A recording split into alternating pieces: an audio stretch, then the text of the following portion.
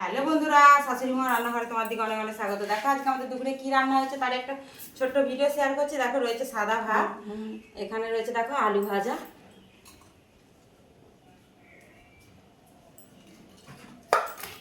এখানে রয়েছে দেখো শাক ভাজা, দেখি এখানে রয়েছে দেখো চচ্চড়ি, তোমারটাও দেখা গেছে। এখানে রয়েছে দেখো ঢেঁড়স সিদ্ধ ভাত ঢেঁড়স ভাতে, আর এখানে রয়েছে দেখো বড়া ভাজা, আর এখানে রয়েছে দেখো ডাল